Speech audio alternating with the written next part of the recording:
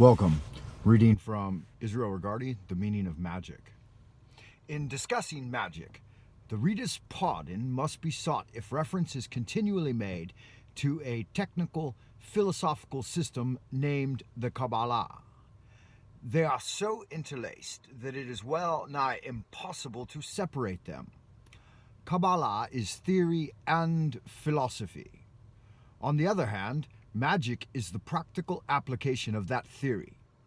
In the Kabbalah is a geometrical glyph named the Tree of Life, which is really a symbolic map both of the universe in its major aspects and of its microcosm, man.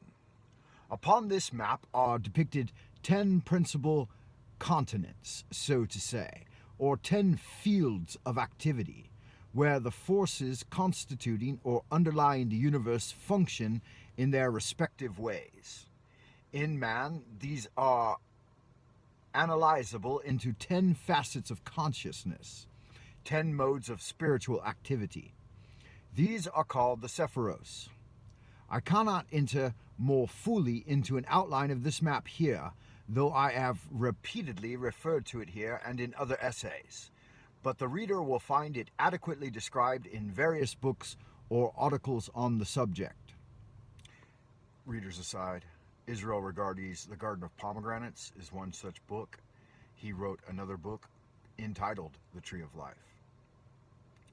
Aside, end of aside. Now consider with me that especial sephira, or subtle aspect of the universe, called by the Kabbalists Yesod.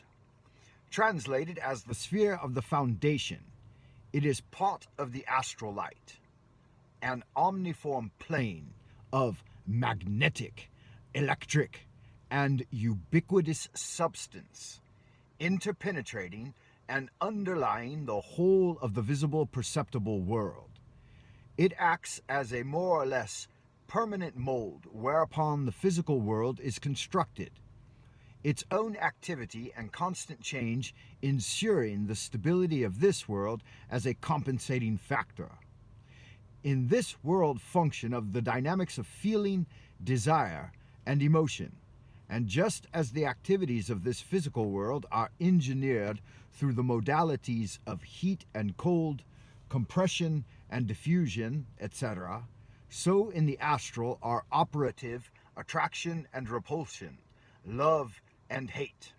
Another of its functions is to exist as the memory of nature, wherein are automatically and instantaneously recorded every act of man and every phenomena of the universe, from time immemorial to the present day.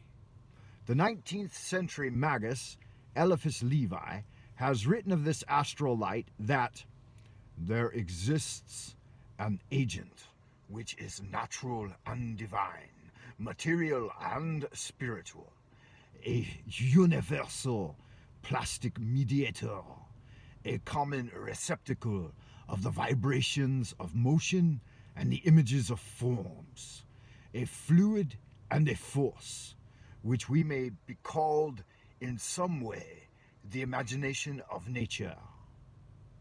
And again, he registers the conviction that it is the mysterious force whose equilibrium is social life, progress, civilization, and whose disturbance is anarchy, revolution, barbarism, from whose chaos a new equilibrium at length evolves, the cosmos of a new order, when another dove has brooded over the blackened and disturbed waters. This has been a reading of Israel Regardie, The Meaning of Magic. Thank you for listening. Please like and subscribe.